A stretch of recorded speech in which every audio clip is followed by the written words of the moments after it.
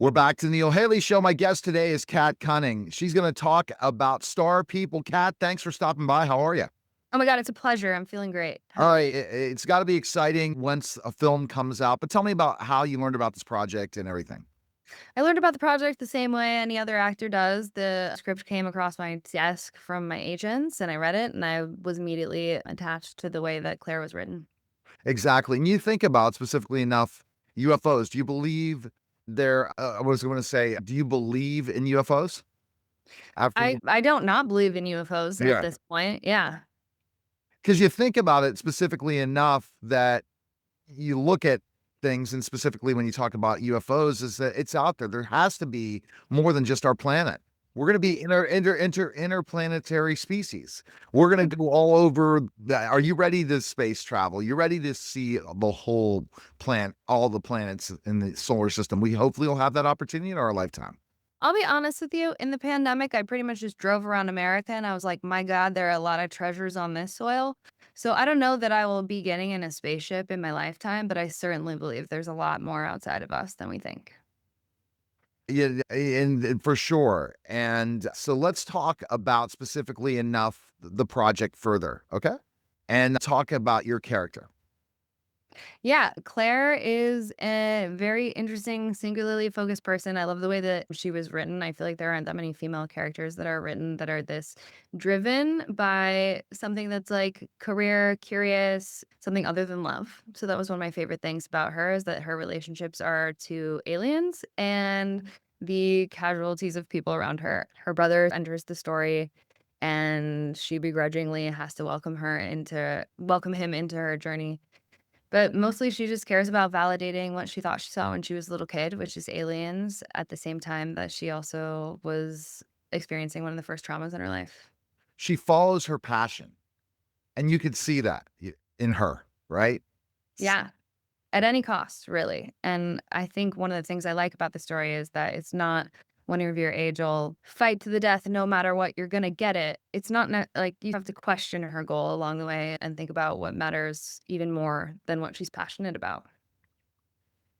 She saw her human side in so many ways come about. Like all that she could care about is being with her boyfriend, traveling and finding this dream that I'm going to find this opportunity. And he was all about his career and everything. What do you think, looking at those two characters and how they saw a partnership together, yet I think one was in a different mindset than the other.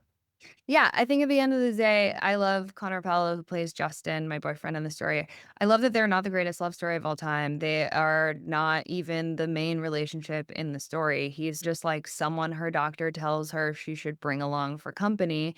And he comes along because of his own selfish pursuit of aliens. And that's their common denominator. And in the end, they represent two different perspectives on the pursuit of something.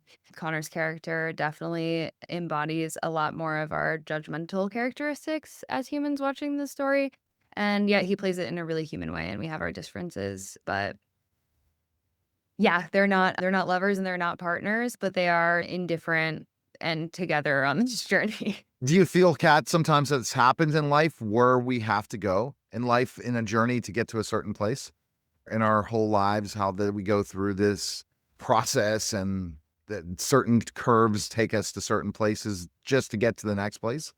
Of course, my whole career has been, like, a surprise to me. I started as a dancer when I was 3 years old. I went to dance conservatory all the way through college, and I was a professional dancer for a while until I became a singer and an actor, and those were, like, happy accidents that happened to me from the seed of the thing that I really believed in, and I think that Claire is a great example of following the seed of what she thinks she knows really matters and then finding something more important along the way.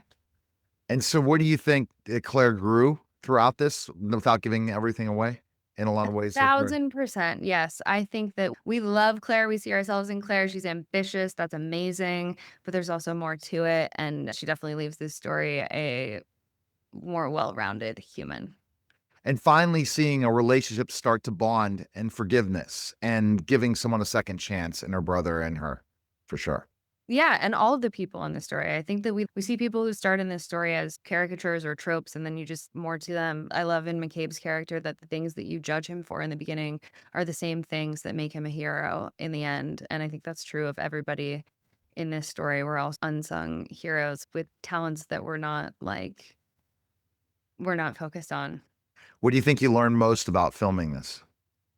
Trusting what I don't know. I think I tried as hard as I could, being that it's my first lead, to memorize everything and control every choice, and there's just absolutely no way that you can do that, and I think that was a really tasty thing to learn as an actor, that it's really a collaborative sport, and you have to rely on the people around you, including Adam being like, "Remember, you're coming from a scene where you're actually really tired and your heart's just gotten broken, or we're really hot, but it's now imagine it's 10 times hotter." So, there's a lot that I learned in just giving over the control in the artistic space. And playing certain characters, how do you prepare for that? How do you put yourself into Claire in so many ways? I try to bring as much of me to the role, like it's permission to show a different side of me that I already know, so it's not like putting something new on. But in playing Claire, she has epilepsy, so there was a lot of research in honoring people who actually live with epilepsy and what their episodes look like and feel like and how that informs their life and their movement at large. And also just, yeah, leaning into the research of what she's obsessed with, which is photography and alien sightings. It was really fun to discover how much actual lore and culture there is around that. And creatives, having that respect for creatives and what they do in their passion. I think that you learn a lot of those things and say, how does Claire and other people that just truly follow their passion versus the dollars in so many ways? Yeah, we are the best people to ask about that. You're talking to actors in indie movies. So that is like alone a very cathartic story to tell, that we're on this journey all the time where the naysayers say there's nothing out there, but we just keep going. And this movie for me was a great example of having that win and that validation that I'll get the chance to play a character I believe in. And you'll have to find out if she gets to find the validation of what she thinks is out there too. And it makes you in your life value how great that you get to be an actor, right? That, you know what, there's so many people that are doing things that they don't love, and you're doing something you love. And I think every time you do a project, you get to have that feeling again, right? Absolutely, especially when it's a indie film where everyone really is doing it because they absolutely love it, like, this being Adam's first film feature that he wrote and directed, it was amazing to work with him, and you would think that a first-time director like that might be a little more afraid to let the project go, but he imbued so much trust in all of us, and we really got to just fly and make a project we all believed in. That was amazing. Absolutely.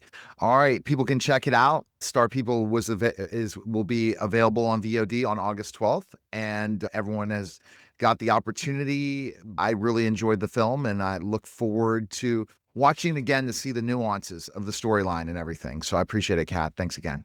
Yeah, thanks for chatting, Neil. All right, you're listening and watching the Neil Haley Show, and we'll be back in just a moment.